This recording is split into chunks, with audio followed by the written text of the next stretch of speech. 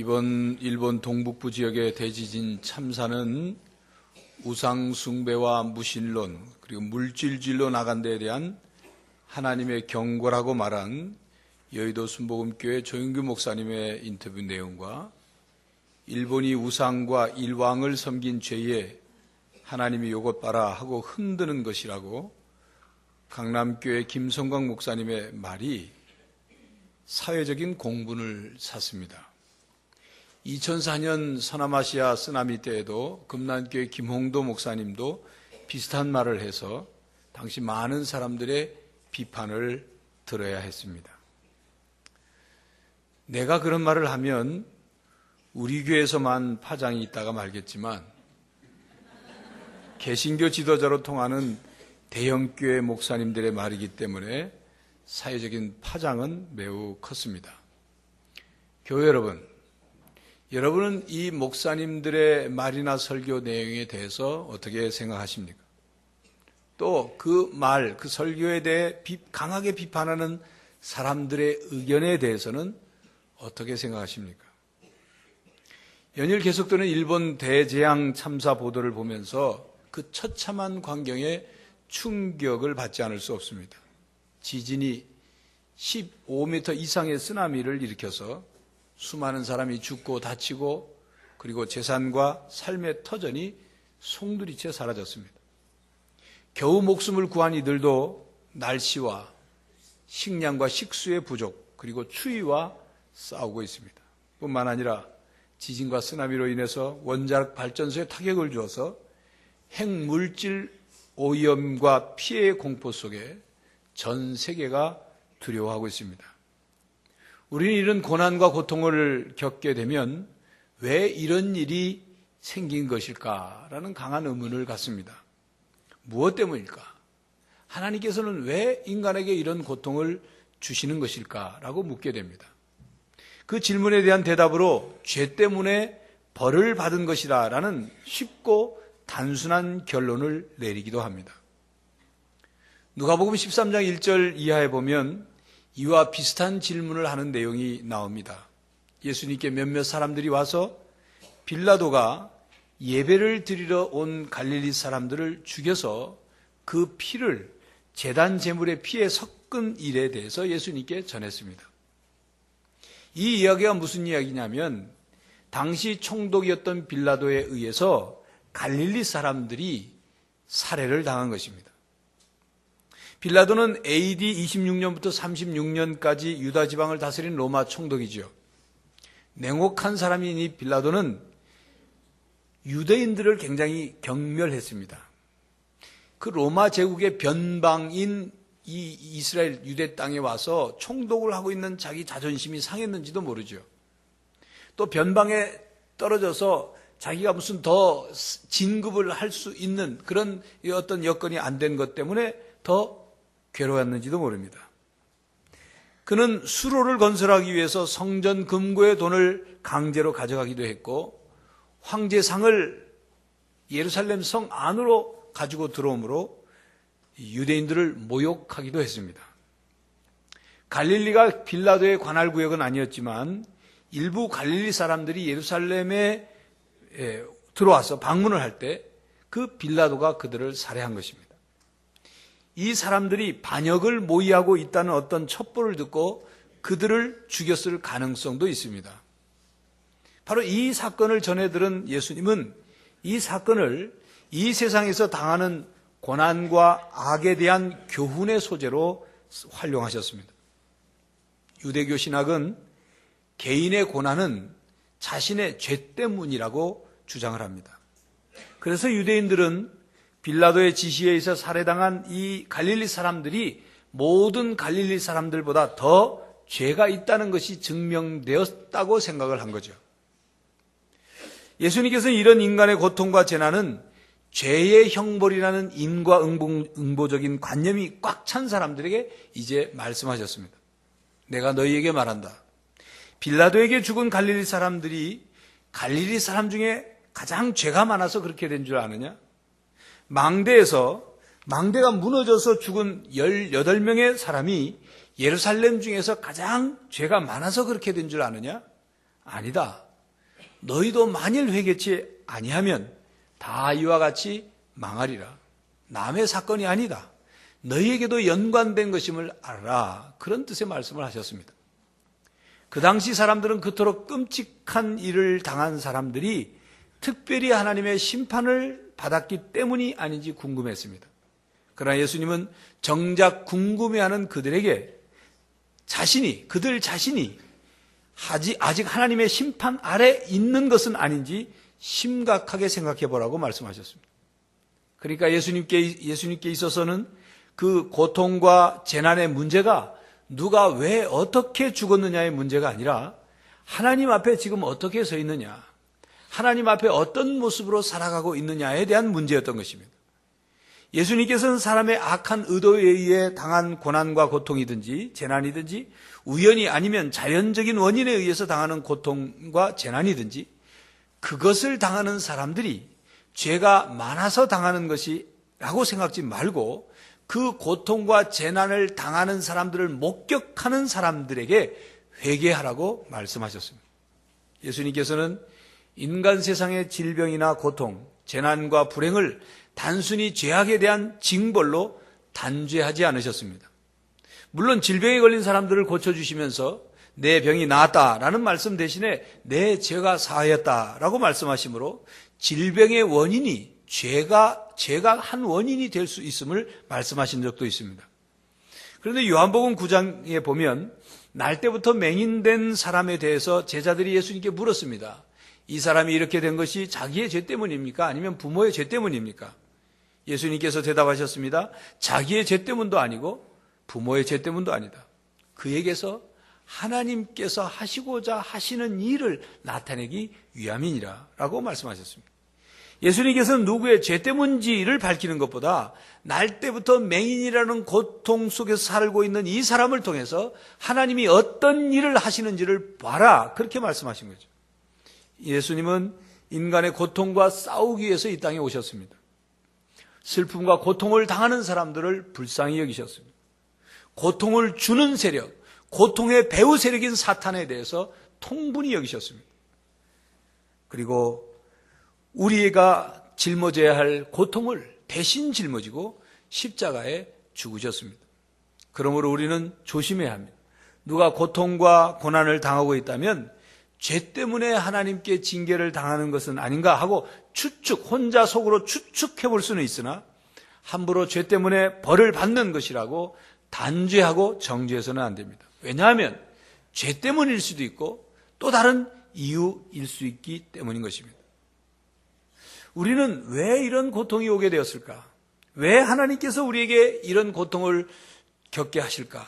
라는 이 고통 속에서의 질문에 대한 답을 명쾌하게 얻기란 쉽지 않습니다.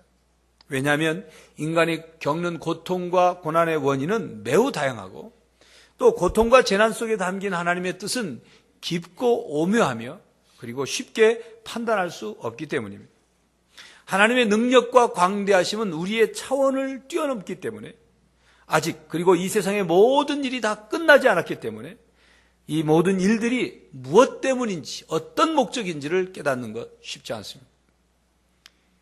인간이 하나님께서 하시는 일을 대하는 모습은 마치 방바닥을 기어다니는 아이가 병풍에 술을 놓는 엄마를 바라보는 것과 같다고 설명할 수 있습니다. 아기는 술을 놓는 뒤쪽에서, 즉 실밥이 엉킨 그 뒤쪽만을 보고 있기 때문이죠. 엄마가 그 병풍에 술을 다 놓고 난 뒤에 아이가 커서 병풍에 술을 놓은 그 앞면을 다 보게 될 때, 다 놓은 그 앞면을 보게 될 때야 비로소 그 그림을 온전히 보고 느끼고 깨닫고 이해할 수 있는 것과 같은 것입니다. 하나님이 행하시는 일, 온전히 그것을 다 보기 전엔 우리는 쉽게 모든 것을 단정 지을 수 없다는 것입니다. 인류의 고통의 시작은 에덴 동산에서부터 타락으로부터 시작되었습니다. 타락 이전에는 고통도 없었습니다. 슬픔도 없었습니다. 괴로움도 없었습니다. 근심, 걱정, 불안, 두려움도 없었습니다. 아담과 하와의 불순종의 결과로 아담은 땀을 흘려 수고해왔고, 이 땀을 흘려 수고했다는 말은 이 단순한 기쁨의 땀이 아니라 고통의 땀을 흘려야 했다 그 말입니다. 하와는 임신하는 고통을 겪어야 했습니다. 그리고 땅도 저주를 받아서 가시덤불과 엉겅퀴를 내게 된다고 말씀합니다. 이 말은 아담이 땀을 흘려 수고해서 땅으로부터 열매만을 거두는 게 아니라 헛수고의 고통을 겪게 될 것이다, 그 말입니다. 또한 중요한 죽음의 고통을 겪게 되었습니다. 그래야 이 땅에서의 삶은 고통의 삶이 시작된 것입니다. 교회 여러분, 우리는 고통의 땅에 살고 있음을 알아야 합니다. 나만 고통을 당하는 것이 아닙니다. 우리는 고통의 바다 위를 항해하는 인생을 살고 있습니다. 이번 일본 지진과 쓰나미가 그 일본 사람들의 삶의 현장을 덮치는 장면을 보면서 느낀 것은, 그렇구나. 우리 인생에 어느 순간 갑작스럽게 저런 고통이라는 쓰나미가 들이닥치면 감당할 수 없을 만큼 그렇게 고통을 겪어오는구나. 언제 누구에게 닥쳐올지 모르는 일이구나 하는 것을 깨닫게 됩니다. 그렇습니다. 언제 누가 고통을 겪을지 모릅니다. 고통이라는 쓰나미가 언제 누구에게 덮쳐올지 모릅니다. 우리는 지금 고통의 땅에 발을 붙이고 살고 있습니다. 그러므로 우리는 삶 속에서 고통의 쓰나미를 겪으면서 우리가 아직 영원한 집에 있지 않음을 알아야 합니다. 우리가 지금 살고 있는 세상은 엄청나게 많은 문제가 얽혀 있는 것입니다. 우리는 이 세상이 완전한 것으로 기대해서는 안 됩니다. 그렇게 될 수 없습니다. 우리는 육체의 고통, 마음의 고통, 영혼의 고통이 이 지구상에서 흔히 일어나는 것임을 알아야 합니다. 우리는 자주 왜 이런 고통의 쓰나미들이 우리들에게 밀려오는지 그 이유를 알고 싶어 합니다. 찾고 싶어 합니다. 가장 쉽게 얻을 수 있는 대답은 우리는 더 이상 선하지 않은 이 세상에서 살고 있기 때문이라는 것이죠. 그렇기 때문에 고통이 우리에게 끊임없이 밀려오는 것입니다. 영원한 집, 천국, 하나님 나라는 고통과 고난에 대한 하나님의 최종적인 대답입니다. 요한계시록 22장 8절에는 천국에는 다시 저주가 없다고 말씀했습니다. 천국에는, 영원한 나라에는 태풍도, 그리고 홍수도, 토네이도도, 지진도, 쓰나미도, 기근도, 가뭄도 없을 것입니다. 어떤 공해나 오염도, 그리고 원전사고로 핵과 같은 유해물질로 인한 고통도 없을 것입니다. 거기에는 병균이나 바이러스도 없을 것이고, 거기에는 장애나 정신질환도 없을 것입니다. 스스로에게 고통을 주거나 다른 사람에게 고통을 주는 사람들도 없을 것입니다. 그래서 고통이나 사망이나 슬픔이나 애통하는 것이 없을 것입니다. 그러므로 우리들이 이 세상에서 겪는 고통들은 아직 영원한 집에 가지 않았다는 것, 아직 본향에 우리가 들어가지 못했다는 것을 우리들에게 일깨워주는 거예요. 그러므로 천국을 더욱 사모하게 되는 것입니다. 사도 바울은 로마서 8장 18절에 이렇게 말씀했습니다. 생각하건대 현재의 고난은 장차 우리에게 나타날 영광과 비교할 수 없도다.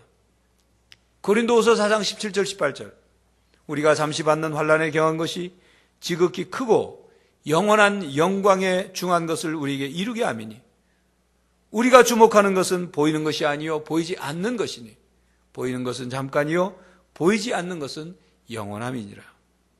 이 세상에서 고통을 겪는 시간은 영원한 나라의 시간에 의하면 잠깐 하품하는 정도의 짧은 시간입니다.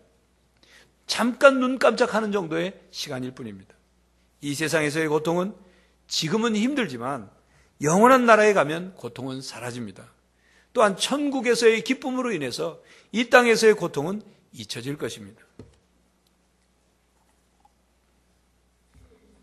그런데 교우 여러분, 우리가 천국에 들어가면 고통은 사라지는데, 그런데 아직 우리는 이 고통의 땅에 발을 붙이고 살아있다는 것이 문제입니다. 언제 고통의 쓰나미가 우리에게 닥쳐올지 모르는 이 땅에서 우리가 살고 있기 때문에, 그러면 우리는 이 땅에 사는 동안 어떻게 해야 되느냐 하는 것입니다.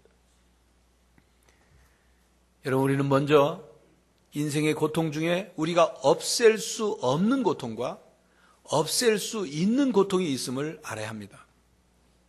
우리가 없앨 수 없는 고통이란 겪어내야만 하는 고통입니다.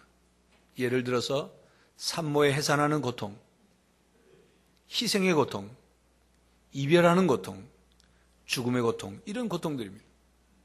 어머니도 해산하는 고통을 치러야 생명을 낳을 수 있고, 뱃속에 있는 아이도 그 해산의 고통을 함께 느껴야 이 세상에 태어날 수 있는 거죠. 그건 겪어내야 하는 겁니다. 또 자녀들이 성장하면 부모는 자녀를 떠나보내는 이별하는 고통을 겪어야 그 자녀가 성숙한 어른이 될 수 있는 것이죠. 또한 모든 인간은 태어나면 반드시 죽는다는 이 죽음의 고통을 우리는 겪어내면서 살아가야 하는 것입니다. 또한 사랑을 이루기 위해서 희생하는 고통도 겪어내지 않으면 진정한 사랑은 이루어질 수 없는 것이죠. 제가 잘 아는 선배 목사님, 사모님인 첫째 아들을 임신했는데 맹장염에 걸렸어요. 수술을 하려면 마취를 해야 하는데 마취를 하게 되면 태아가 치명적인 상태가 되죠. 그래서 의사는 태아를 포기하라고, 태아를 유산시키고 맹장 수술하라고 권했습니다.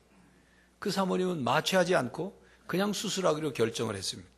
그리고 어금니를 깨물면서 맨살을 그냥 수술하도록 해서 뱃속의 아이를 살리기 위해서 희생의 고통을 겪어낸 것입니다. 그렇습니다.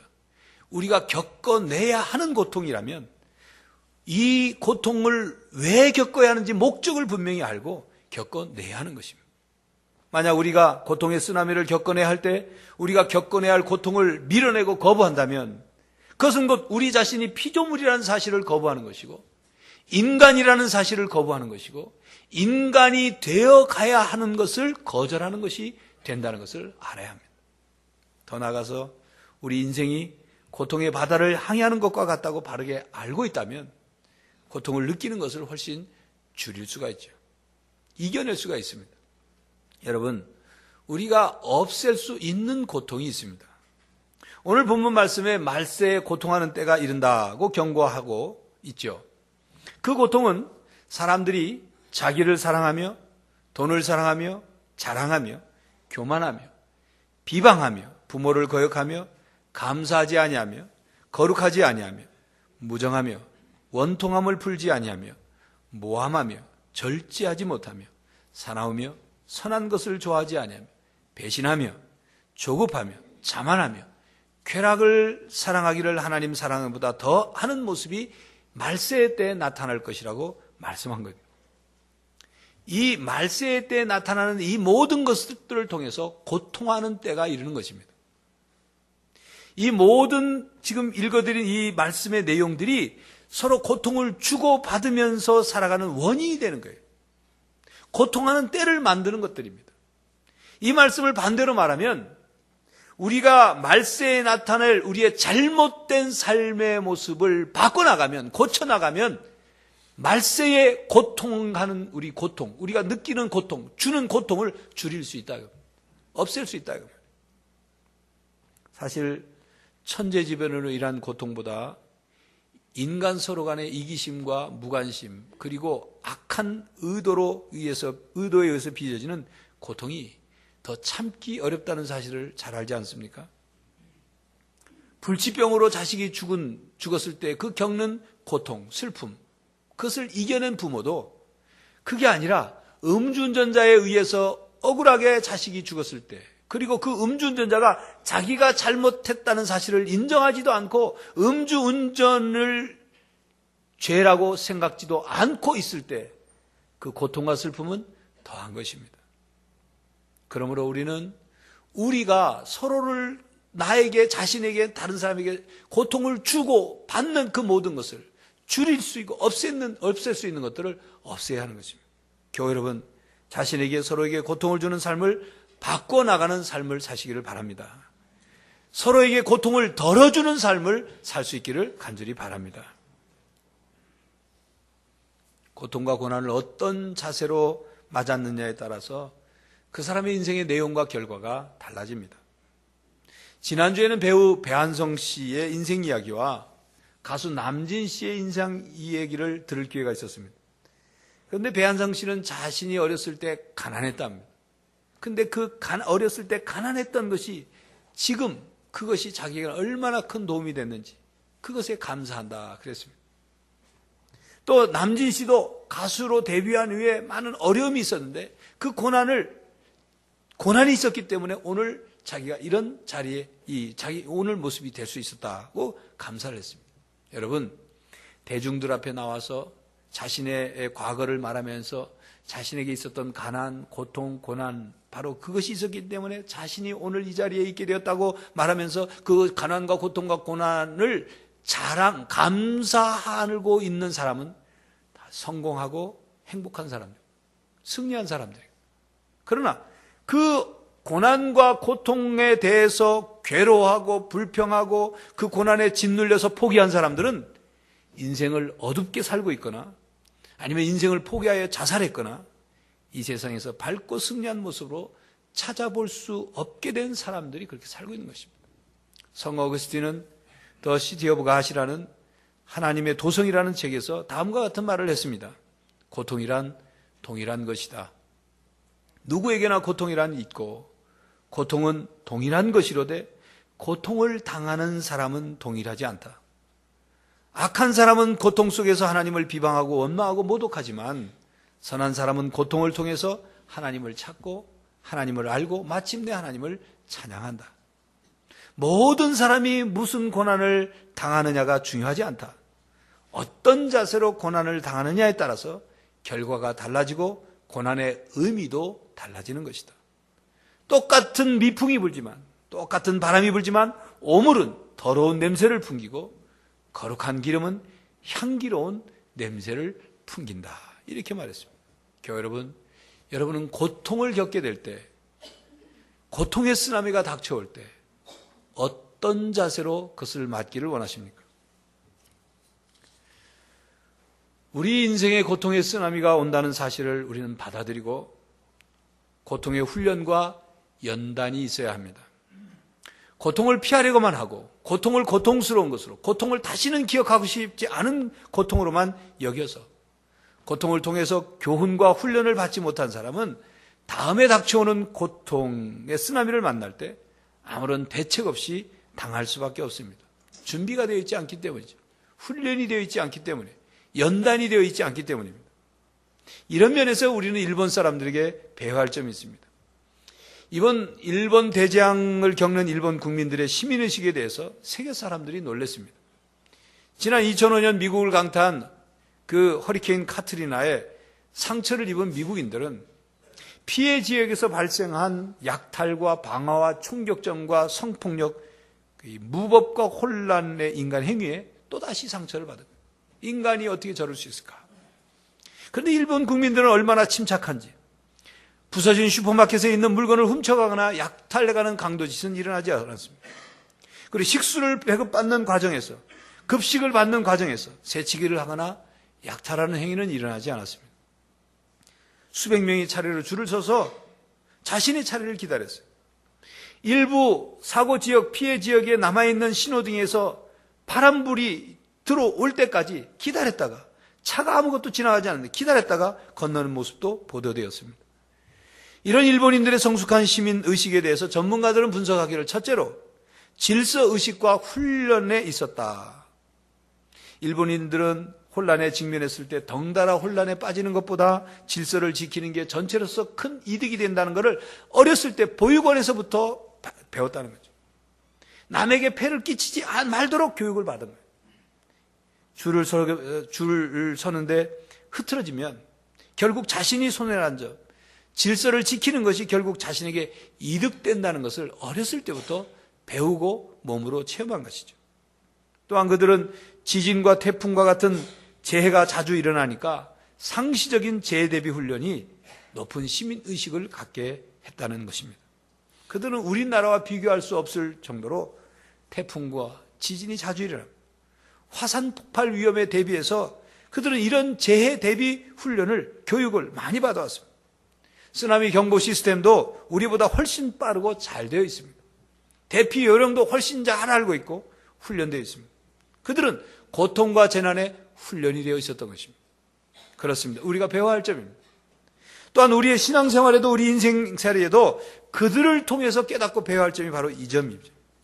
그들은 고통과 재난을 겪을 때 훈련이 되어 있었습니다. 감정적으로 대응하지 않고 이성적으로 대응을 했습니다. 고통과 재난을 어떻게 대응해야 하는지 익숙해져 있었습니다. 고통과 고난에 대한 소화력이 있었습니다.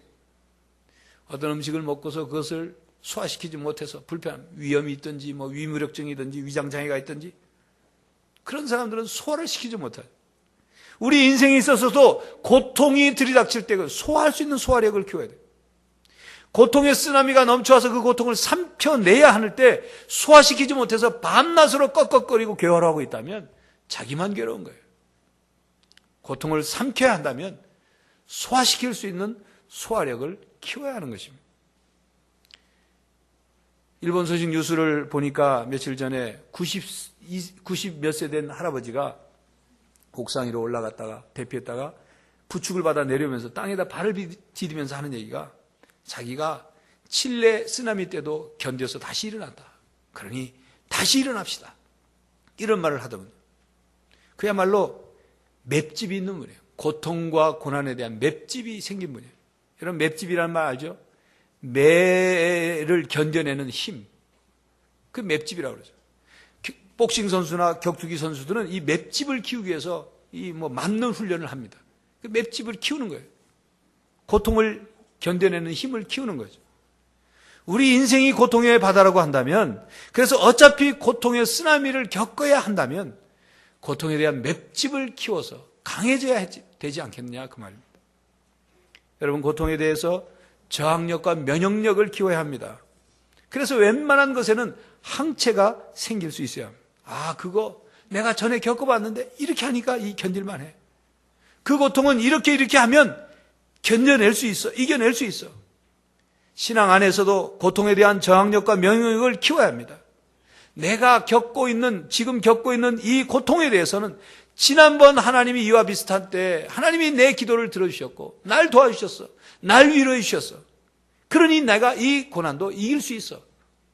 이런 면역력, 저항력이 있어야 하는 것이죠. 하나님께 우리의 고통을 들고 나가 하나님께 토해내며 기도해서 위로를 받고 하나님의 도움을 받고 하나님의 은혜를 받아야 하는 것입니다. 베드로전서 5장 10절 말씀, 모든 은혜의 하나님 곧 그리스도 안에서 너희를 부르사 자기의 영원한 영광에 들어가게 하신 이가 잠깐 고난을 당한 너희를 친히 온전케 하시며 굳건하게 하시며 그리고 강하게 하시며 터를 견고케 하시리라. 이 약속의 말씀을 붙잡고 이겨내야 하는 것입니다. 환난 날에 부르짖으라는 이 말씀을 붙잡고 환난을 당할 때 하나님께 부르짖어서 하나님의 위로와 도움과 능력을 받으면서 면역력을 키워야 하는 것입니다. 교회 여러분, 우리는 고통의 세상에서 고통의 때를 살고 있습니다. 예수님께서 마지막 때의 그 징조 중에 일어날 그 고통스러운 사건들이 일어나는 세대 속에 살고 있습니다. 말세에 고통하는 때가 이르렀습니다. 죄 있는 사람은 회개를 해야 합니다. 겪어야 할 고통을 신앙으로 잘 이겨내야 합니다. 고통이라는 쓰나미를 만나도 하나님을 놓쳐서는 안 됩니다. 끝까지 하나님을 붙잡고 나가야 합니다. 거기에 희망이 있습니다. 성도 여러분, 하나님께로부터 위로와 희망과 도움을 찾는 성도들이 되시기를 간절히 바랍니다. 기도하겠습니다. 하나님,